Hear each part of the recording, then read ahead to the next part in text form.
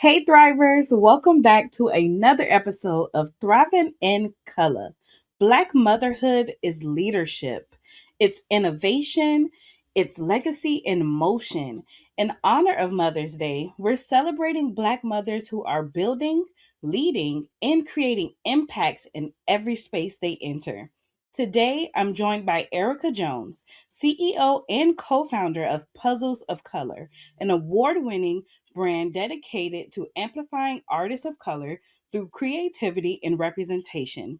From national recognition to building a purpose driven business rooted in inclusion, her work reflects both intention while motherhood remains at the heart of it all. Her impact has earned national recognition with features on The View, Essence, The Drew Barrymore Show, and Ebony. Through it all, she continues to use her platform to center representation and elevate artists of color in meaningful ways. Thrivers, this is an episode you do not want to miss. Welcome, Erica. It's truly a pleasure having you on the show today.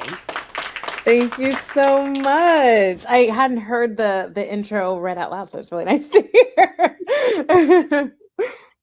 Of course. Now, before we dive into things, can you share a little bit about yourself and what led you into entrepreneurship? This is a family business that I started with my brother. We actually had the idea to start Puzzles of Color back in 2019, Ooh. prior to COVID and all of that. But I was pregnant at the time and there was a lot going on. So we didn't actually do anything. We just kind of like went, we actually had like a big meeting after church one day and like wrote out, like thought of ideas for names and all this kind of stuff. Mm-hmm. But we didn't actually launch until 2020. But yeah, basically the thing that got us into it was the fact that we've been a puzzle family our entire lives. Since Mm-hmm. elementary school, my mom had us do puzzles to help us to keep our brains active during like winter break, summer break, things like that. So we always knew when we're about to get out for summer, like what puzzle we're going to buy for this year, and we'd kind of spend the day of it, the days doing those puzzles together. It was a great way to bond. But my mom was very much like, you guys already go to a pretty predominantly white school. Like, I want to make sure that you're seeing yourselves in what you do. And it was really hard to find Black puzzles. We had a couple that we did, Mm-hmm. but it was very rare to find them. And so as we got older and that kind of realized that that was still an issue, we were like, hey, let's try to solve this problem. Wow, I love that, and I love that she instilled in you guys, like, "I wanna give you something that shows you representation," and you guys carried that on to make something incredible. So I Yeah, love it.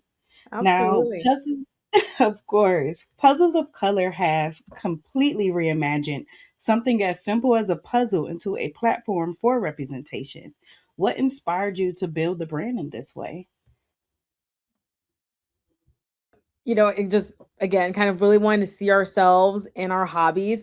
I know even when we first started the business, there was a concern, like we didn't do we kind of like we had the idea and we're like, this is a great idea, let's just do it. And we didn't do like a lot of research as far as like hope Mhm. there's an audience. We just kind of like jumped out and said like there's got to be an audience, like we'll hope. But we were also a little bit worried because we knew we had friends that would come over to our house while we're doing a puzzle and they're like, oh, we're doing a puzzle, like okay, like, but it wasn't something that like a lot of we didn't know a lot of people who did puzzles as well.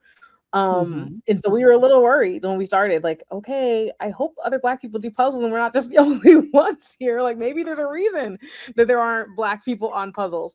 But once we started and we were, featured on CBS Morning, and like, kind of got a lot of publicity early on, we got messages from all people from all over the world that were like, oh, I do puzzles and I've always noticed that was an issue, and really were able to see that this was something that people were yearning for. And we were just really excited to be able to be the ones to help bring it to fruition, along with there are, a few other Black owned puzzle companies, and we're super excited to, be friendly with everyone, on social media and met in person. So really excited to be a part of that solution. Awesome. Now, what were some of those early challenges? Because I know that you mentioned that you guys jumped into it without doing that research. So, what are those early challenges you faced in bringing this vision to life, especially in an industry that doesn't always prioritize diversity and inclusion? Well, actually, I should rephrase. We did do a little bit of research. We did try to say, like, okay, what are the statistics on? Because as you're writing a business plan Right. and like, oh, we need to get loans. What we did like try to research like what are the statistics on puzzles and who uses them and the ages and all that kind of stuff. What's the most popular piece count? All that kind of stuff. Mm-hmm. And so when we did though, it was interesting because a lot of the research was saying the top users of puzzles are male and white. And Wow. like I can't remember the age range, but it was like maybe I think 50 and up or something like that. And so it was like, oh, okay, like that is absolutely not us, but I mean, if that's what they're saying, that's what they're saying. Like, Right. okay, sure. And so it was interesting because our main audience is women and Black women at that, and of course, I think it speaks to people who are because of our diversity of the art and the subject matter Yes. of our art. We've a lot of our puzzles are feature women within the actual images. Mm-hmm.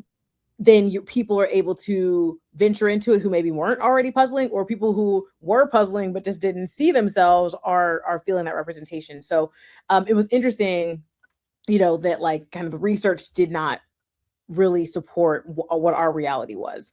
Right. And I don't, it's kind of like one of those things like where they talk about like with medical, like, oh, they test white males for everything Yeah. for doctors and all that kind of stuff. And so then all of the statistics are going to be towards that. But it's like, are you actually asking a diverse crowd to get the correct data?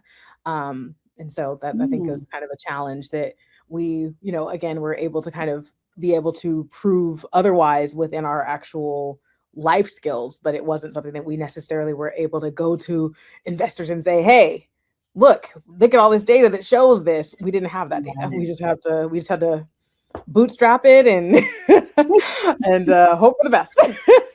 And then the best came. I mean, listening to those statistics, you saying that you guys saw white males playing the puzzles, but your audience were captured Black women. So that Mhm. was such an amazing thing to see because you go into a business and it's like you think one thing, but then you come out with something completely different. So I love that. It definitely shows the Yeah. growth. Now you're building this incredible brand while also being a mother. So you're building this incredible brand while also being a mother to two young daughters.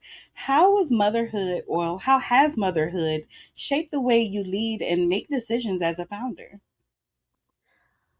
Oh, that is a ever evolving thing to assess.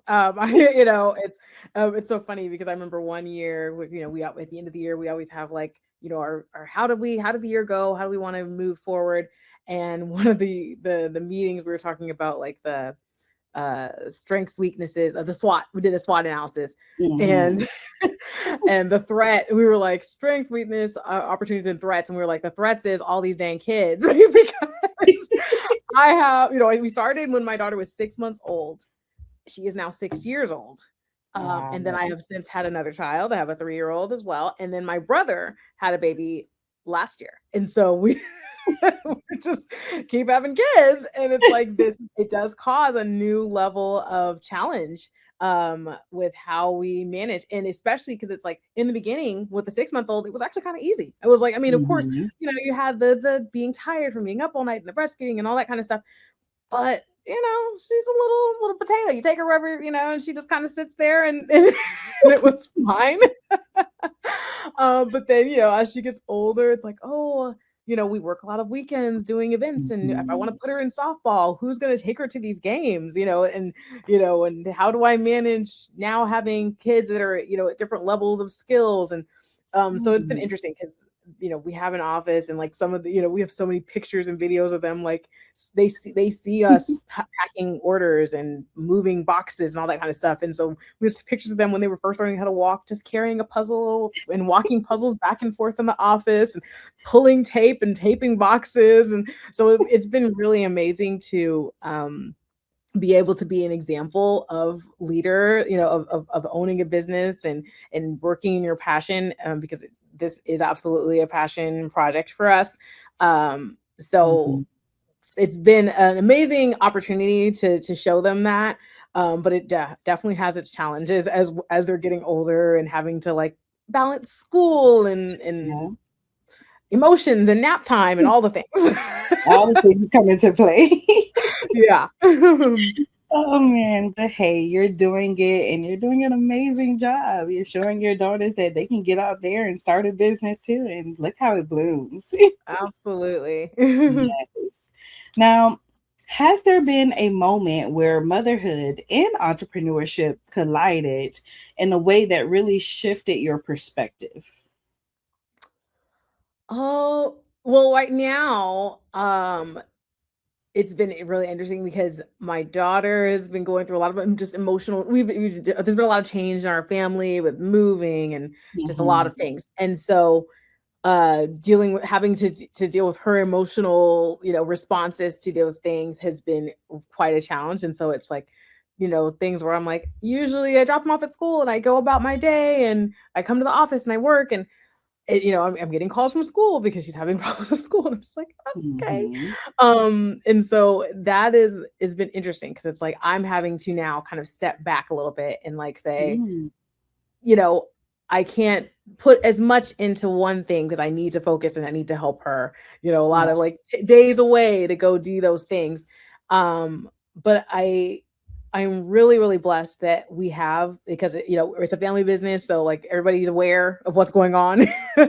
It's like, hey, I can't handle this email. I got to go do this thing. Can you go up to the office, and do this? So I'm I have like kind of like the understanding, and the everybody's willing to tip in to help. And then just in general, like my family, I think it definitely takes a village to raise a child, and so Yeah. having that village of, you know the other day I had an incident where I was like, I am outnumbered and I cannot I can't handle this. I need somebody to come to my house right now at 11:30 at night. And and help me to like get this thing taken care of. And so just that, having that village of people who are so able to step in. How many times I've had family members come with me on a trip Wow. because I'm like, hey, I have to go to New York for a trade show. And when Drew was born, she was, itty bitty when we went to New York, and it's like I'm still breastfeeding, so I can't leave her at home. I can't ship milk Mhm. back, so I need her to be with me, but I have to actually be at work all day. So like I had a friend that's a teacher that I was like, "You're off this summer. Can you come with me? I will buy your ticket to New York. Can you come with me and watch the baby?" So much of that has happened over the years, and it's funny because Wow. both of my kids' first times on a plane was to New York for work. And that Wow. was, at 6 months, and like one, I think Drew had been 3 months because we were going for like an award show and she was itty bitty and I couldn't leave her. And so a lot of bringing in family to help has helped. I love that. Like you said, definitely takes a village. So, and it shows that you have your village that you can lean on. You're definitely doing it. Now, speaking of having a village and doing all these things, what does balance look like for you? Ooh, you know what? If I need to see some videos and see what other people are saying, because I do, there's not enough of it, to be honest. I you know what? I have actually incorporated this year really exercising. I Hmm. know it's so funny because like when I started back doing it, because like I'm on and off all or through extra life, like it's the right thing Right. to do. But when I started back doing it, I was like, it really annoys me that this is actually right. You know, like it annoys me that like the endorphins and all that stuff, it Right. actually works. Like, you know, because there's a thing you don't want to do because it's work, right? But Mhm. but you know, I it's so like I literally drop off my kids, go home. I have like in blocked off on my calendar workout and meditation, and so I will do, and I'm doing short workouts. Like I'm doing like 20-minute workouts on YouTube, you know, Grow Okay. with Joe and 8 Fitness, like just like random workout dances. And I'm Mhm. like, let me get some cardio in, take my shower, and it really does make all the difference in my day. I have so much more energy, and I'm so much more, able to like just it helps really to like kind of reset my day and like get me ready to go, especially if it's been a rough morning or didn't sleep that Mhm. well. It kind of gives me that extra boost that I need to get through. So that's my little self-care. I love that, and that's great because it shows, most mothers have that situation where they're like, "Where is balance?" But Yeah. you are doing it and adding in that little bit of self-care shows goes a long way. Yeah, absolutely. And I noticed the days that I don't do it. I'm like, I skipped like a week last week, and like when I got back doing it, I was like, oh, I feel so much better. It's crazy. It's crazy how like effective it is, which again, very annoying. Like, Right. why can't the solution be watching TV? I Just sitting here relax. don't. Oh man. Now, through puzzles of color, you're not just creating products, you're creating representation in homes and classrooms. What does it mean to you to see your work being part of everyday family experiences? That is one of the most exciting things. Like, again, like we started and we knew we liked puzzles, and we knew whenever Right. people came over that they enjoyed doing them. Like I said, people who had never done a puzzle and they see a puzzle and they're like, what are y'all doing over there? And like getting involved. And we knew like what, like, for us, it very much is like about bringing people together. And Mhm. so whenever we're at events, like because we're an online store, but we do a lot of pop-up events. We do the State Fair of Texas, we do, Black on the Block and all kinds of pop-ups, just throughout the year. And whenever people come up, they're like, of course, in love with the art, super excited to see the art. But also Mhm. just telling us their stories. Like I've had somebody, come up and say, "Oh, we do puzzles every single Sunday in our family," or we do, like the Christmas puzzle. Like they like us, like we do them around the holidays. Like, oh, I'm Mhm. looking for a puzzle for our family reunion and things like that. So it's super exciting to hear like how they apply. We've had so many people come up to me and say, "Oh, your puzzles in my bathroom." It's like, we didn't know you were making bathroom art, but I'm Right. excited that it's being used and being displayed and and being enjoyed even beyond, the actual putting the puzzle together. Yeah. Um but and we also had really, moving moments where like we had a woman come up to me at the state fair that was talking about how she was in rehab and they were doing puzzles, and like it was just so moving to be able to see herself in the work. And so Mhm. it's an absolute pleasure and joy, and like the thing that makes it all worth it. Oh, I love that. Now, you have received some major recognition. Can you tell us what's next for Puzzles of Color? What should people be looking forward to? Well, this year we will be back at Essence Fest, so that will Okay. be fun. And then we've got a pretty exciting launch coming up at Essence Fest and DreamCon, which I can't really talk about quite yet. But say on our socials, get on our mailing list. It'll be coming soon. Really, really excited about just expanding the offerings. And working with even more artists with puzzles of color. We just actually got back our custom puzzles on our website, so that's a really, Ooh, really cool. Like the before, it was a very manual process of like you upload the picture and you put your note, but it was like you didn't know what it was going to look like. Now it's like a fully immersive site where you can wow. see the full sample and know exactly what you're going to get prior to it shipping. So super, super excited about that. Of course, custom puzzles are something that people have been asking about since day one. And it has been a journey working with different manufacturers and trying to figure out the best way. But I'm really excited about the company we're working with now, and to be able to make an even more personal experience. Of course, seeing art that represents you is one thing, but like having your baby picture, your Right. wedding picture, all those things is even more Yes. personalized. Oh man, I look so forward to that, and I can't wait to see what you all have in store. Yeah, I'm Now, really excited about it. It's well, we've been talking about it for months, and just I'm super hyped for it to come out. So definitely stay you tuned. guys, stay tuned. You heard it here first. Yes. So, when you think about legacy, especially as a mother and entrepreneur, what do you hope the next generation will learn from your journey? Oh gosh. With my daughters, like they're seeing a lot of hard work.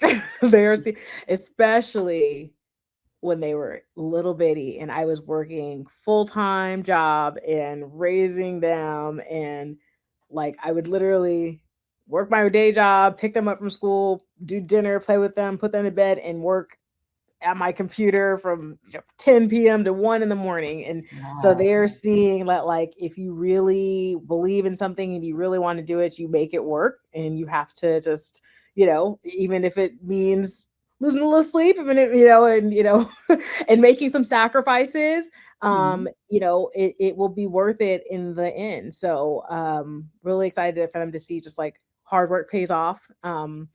And Definitely. being in your passion pays off. Like, I think one of the things that we learned really early on in the business is just like, when you're doing the right thing, the thing you're supposed to be doing, things just work Mhm. out. Like, there are times like I applied for, like a grant or something like that, and I kind of like forgot about it. I'm just like, okay, let's just hope, like I'm just gonna submit and see what happens, and then we Right. win it, and it's like, wow, like, like I know there were thousands and thousands of applications, and how we stood out was because we have so much passion behind it, because we are just when you are where you're supposed to be, things Mhm. open up for you. You know, so just like working in our passion, working in our, you know, divine space, Yes. really has been such an amazing journey for us. Yes, I love that. You definitely dropped some gems there. So I must ask before we wrap up, what advice would you give to those who are building something of their own? Oh, well, I know I have a lot of people who are like, "Oh, I love to work for myself," and I'm like, "Do you like working?" All the time. Like, just know it is not as easy as it looks. Like, people see our social media posts and stuff like that. Y'all don't know we had, a full weekend of of posting, of filming videos, and like have slowly, seep these things out for whatever, however long. And there are definitely months where it's like, oh, I can't pay myself, so which bill am I going to pay today? Right. Like, know that it's not always a consistent thing. So like being able to, like, have some money saved if you can, or keep your Mhm. job if you can, to really just understand that it's a sacrifice, and it's a lot of hard work, and it's not as easy as like, oh, I don't want to work for somebody else, I'm gonna work for myself. Like, when you work for yourself, you have to do the work. And so just and understand the money. That is something that I am still really learning and working on. Mhm. I've been very fortunate to be part of several uh, accelerator programs and things like that. It was part of the Goldman Mhm. Sachs program. We're currently on the Intuit Ideas program, and they've been game changers, understanding how to price your products, how to, balance your checkbooks, how to, like, knowing the profit and loss statement and all that kind of stuff. That stuff, Yeah. can make or break your business. If you think like, oh, a puzzle only cost me $3 to make, so I can sell it for 10. Like, are you covering your expenses? Are you covering your rent and your Mhm. payroll and your storage and all those things? So it's, and of course I'm just throwing out numbers, but um, I Understood. don't remember how much our publishers are, but yeah, like it's very, very important to get those numbers right. And that is something that, like I said, it's everyday struggle for me. Like I am in calls with our accounting people, and I'm just like, focus, focus, focus. I can glaze over. I'm like, I have to pay attention. Like it's very hard for me to remember and focus, but it is so important. And if you don't know how to do it, hire somebody, because, like I said, it will make or break you. So those are the two things. Well, Erica, I love it. You have given so much information into entrepreneurship and definitely dropped gems. It's been such a pleasure having you on this program. So thank you so much. And before we wrap up, please let everyone know where they can find and connect with you. Yes, we are on Puzzles. Our website is puzzlesofcolor.com. You can also find us on social media. We're at Puzzles of Color on Instagram, Twitter, TikTok, all the things, threads. And if you are in Texas, our offices are in Richardson, Texas, and you can actually pick up in person. So we do have the ability to like schedule a time to come up and shop in person. And yeah, just like I said, stay tuned. We're super excited about things coming later this year. Right. And to our listeners, stay connected with Black PR Wire by following at Black PR Wire on Facebook, Instagram, LinkedIn, and X for the latest news and updates in Black communities. And of course, to all the mothers listening, thank you for showing up, leading with love, and doing the work that holds everything together. Happy Mother's Day, and thank you for tuning in to Black PR Wire's Thriving in Color podcast. I'm your host, Camry, and remember to keep thriving in color.